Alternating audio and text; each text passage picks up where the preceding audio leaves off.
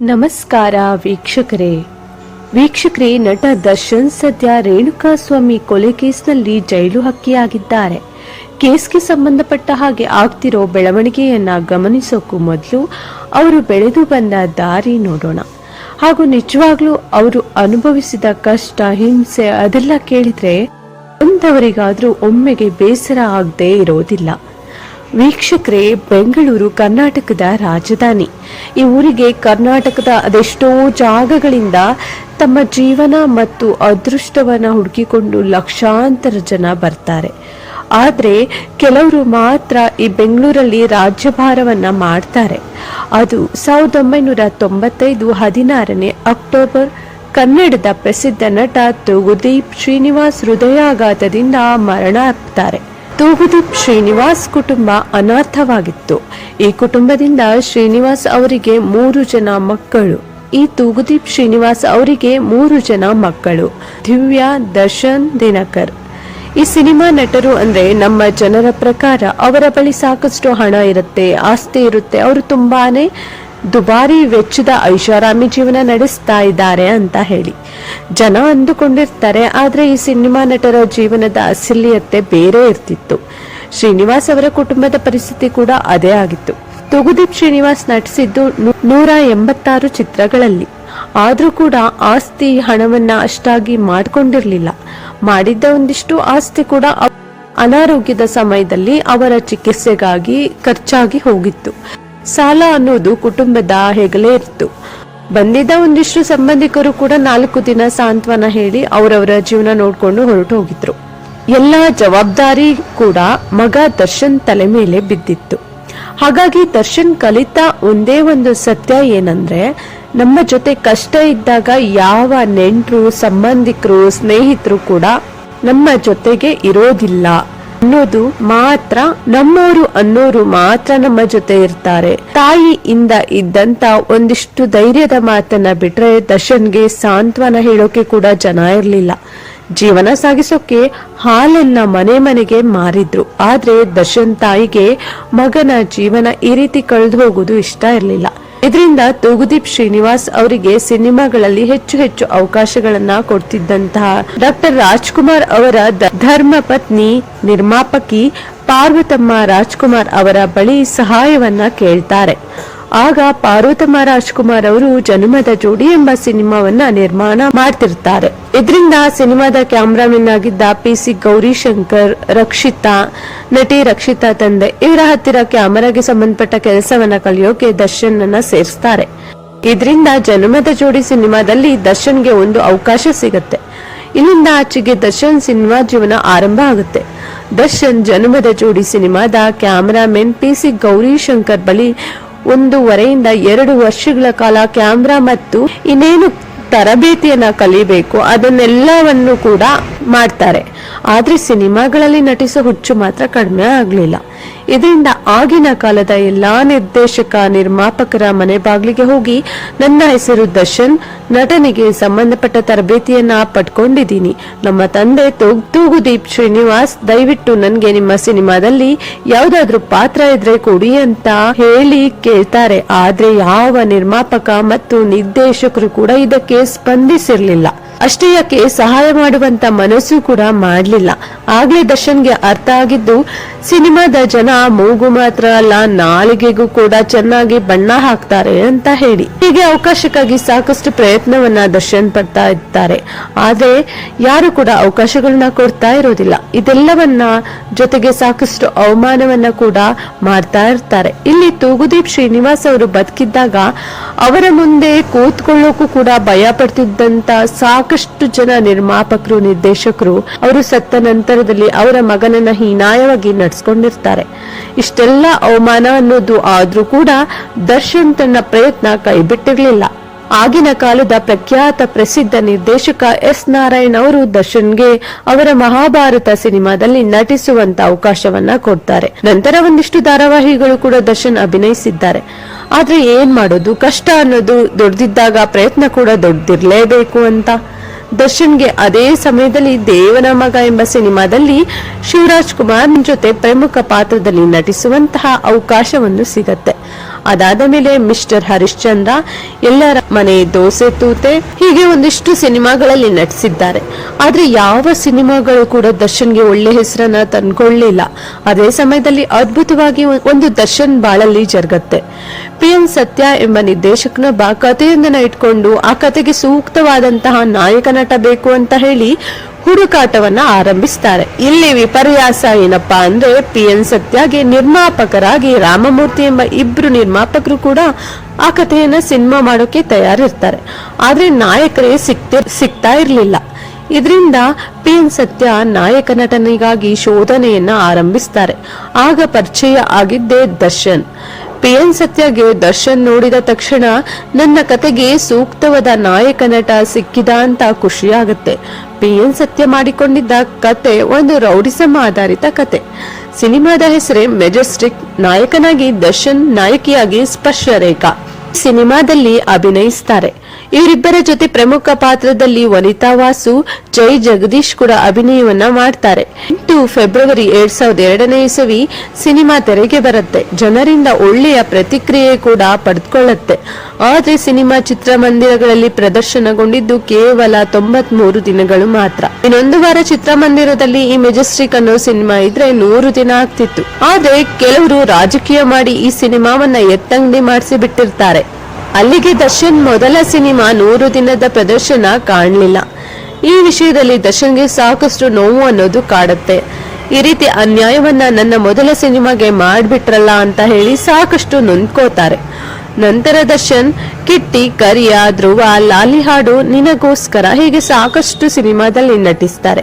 ಆದ್ರೆ ಎಲ್ಲಾ ಸಿನಿಮಾಗಳು ಒಂದು ಹಂತದ ಯಶಸ್ಸನ್ನ ದರ್ಶನ್ಗೆ ತಂದು ಕೊಡುತ್ತೆ.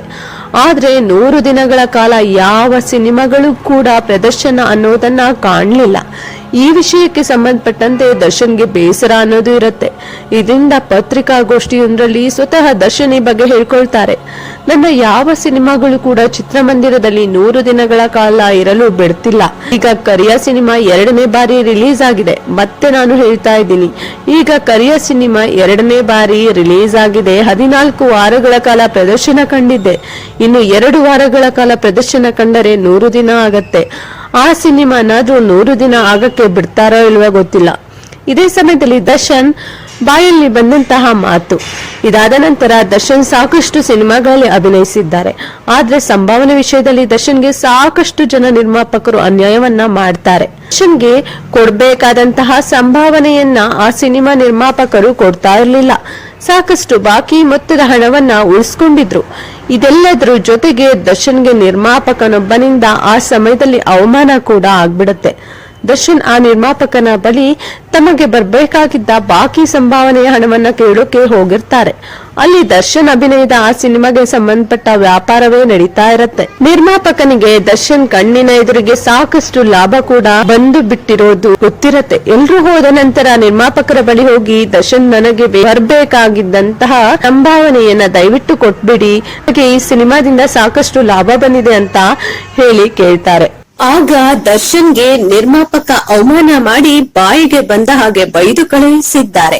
ಯಾಕಂದ್ರೆ ದರ್ಶನ್ಗೆ ಹೇಳೋರು ಕೇಳೋರು ಅಂತ ಯಾರು ಇಲ್ಲ ನೋಡಿ. ದರ್ಶನ್ ಪರವಾಗಿ ಬೆನ್ನೆಲುಬಾಗಿ ನಿಂತುಕೊಳ್ಳೋಕೆ ಅಂತ ಸಿನಿಮಾ ರಂಗದಲ್ಲಿ ಯಾರು ಆ ಸಮಯದಲ್ಲಿ ಇರ್ಲಿಲ್ಲ. ದರ್ಶನ್ ಮೊದ್ಲೇ ಒಂಟಿ. ಎಲ್ಲದ್ರಿಂದ ದರ್ಶನ್ಗೆ ಯಾರೇನ್ ಬೇಕಾದ್ರೂ ಅನ್ಬಹುದಿತ್ತು. ಆದ್ರೆ ಕತ್ತಲೆಯನ್ನು ಕಳೆದ ಮೇಲೆ ಬೆಳಕು ಅನ್ನೋದು ಬರ್ಲೇಬೇಕು. ಹಾಗೆ ದರ್ಶನ್ ಜೀವನದಲ್ಲಿ ಆ ಸಮಯದಲ್ಲಿ ಬಂದಿದ್ದೆ ರೆಬಲ್ ಸ್ಟಾರ್ ಮಂಡ್ಯದ ಗಂಡು ಅಂಬರೀಶ್. ದಳಪತಿ ಎಂಬ ತಮಿಳು ಸಿನಿಮಾವೊಂದನ್ನ ಕನ್ನಡಕ್ಕೆ ರೀಮೇಕ್ ಮಾಡಬೇಕು ಅಂತ ಹೇಳಿ ಸಿದ್ಧತೆಗಳು ಆರಂಭ ಆಗಿರುತ್ತೆ. ಮೂಲ ಸಿನಿಮಾದಲ್ಲಿ ರಜನಿಕಾಂತ್ ಅಭಿನಯಿಸಿದ್ದ ಪಾತ್ರಕ್ಕೆ ಅಂಬರೀಶ್ ಅವರನ್ನ ಹಾಕಿಕೊಂಡು ಸಿನಿಮಾದ ನಿರ್ಮಾಣವನ್ನ ನಿರ್ಮಾಪಕರು ಆರಂಭಿಸ್ತಾರೆ. ಇಲ್ಲಿ ದರ್ಶನ್ ಮತ್ತು ಅಂಬರೀಶ್ ನಡುವೆ ಒಳ್ಳೆಯ ಬಾಂಧವ್ಯ ಮೊದಲಿನಿಂದಲೇ ಇರುತ್ತೆ.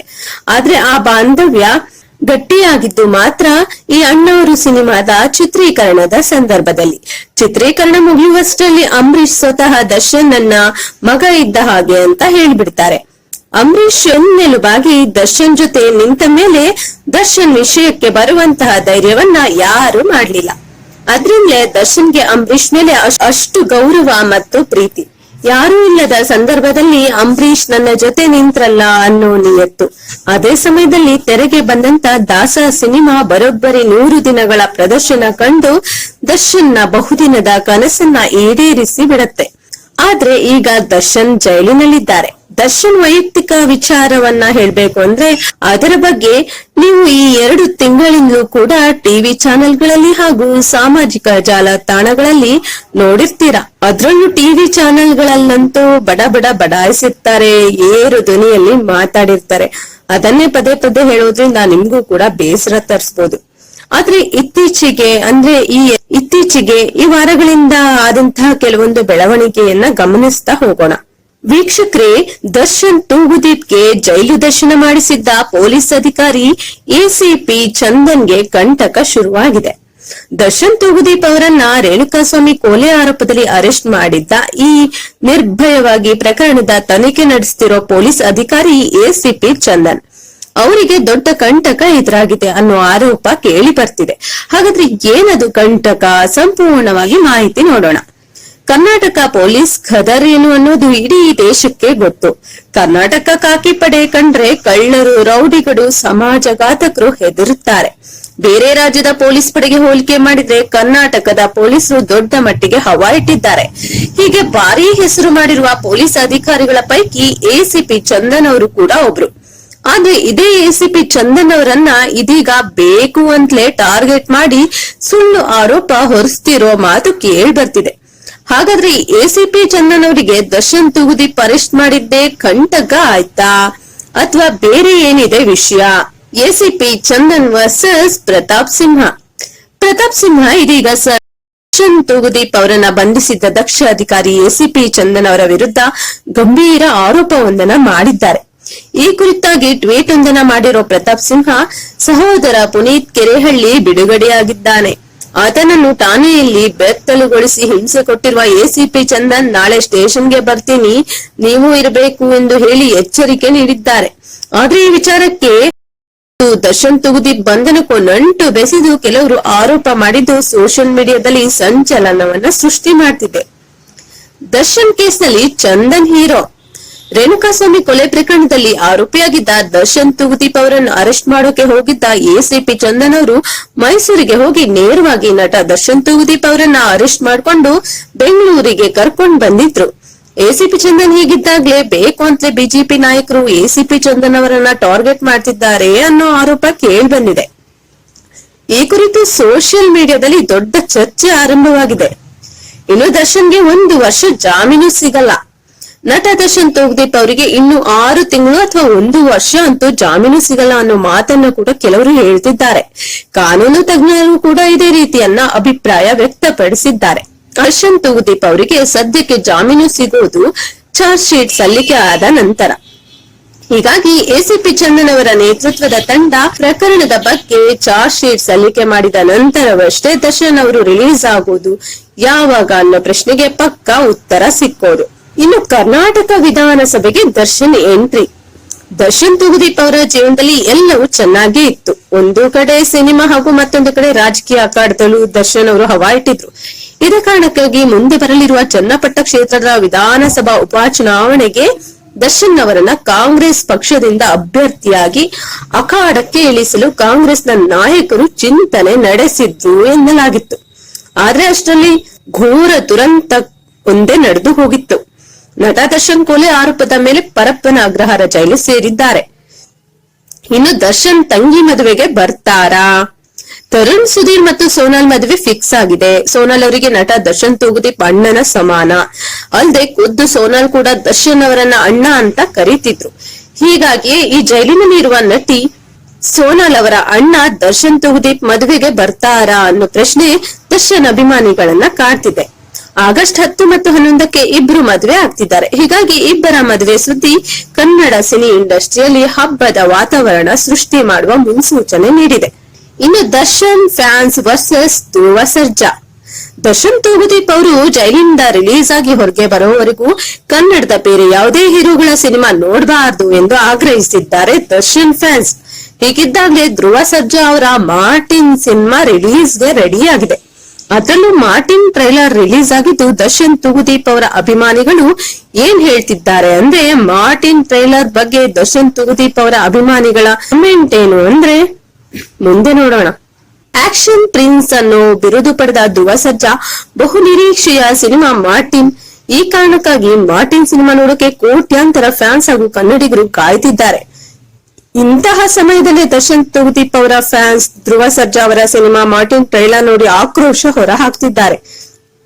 ಇದರ ಜೊತೆಗೆ ಕನ್ನಡ ಸಿನಿಮಾ ಇಂಡಸ್ಟ್ರಿಯಲ್ಲಿ ಮಾರ್ಟಿನ್ ಟ್ರೈಲರ್ ಅತ್ಯಂತ ಕೆಟ್ಟ ಟ್ರೈಲರ್ ಅಂತ ಆರೋಪ ಮಾಡ್ತಿದ್ದಾರೆ. ಇದು ದರ್ಶನ್ ಫ್ಯಾನ್ಸ್ ವರ್ಸಸ್ ಧ್ರುವ ಸರ್ಜಾ ಎಂಬ ರೀತಿ ವಾತಾವರಣ ಸೃಷ್ಟಿಸಿದೆ. ಅಲ್ಲದೆ ಸೋಷಿಯಲ್ ಮೀಡಿಯಾದಲ್ಲಿ ದೊಡ್ಡ ಜಗಳ ಶುರುವಾಗುವ ಮುನ್ಸೂಚನೆಯನ್ನ ನೀಡ್ತಾ ಇದೆ.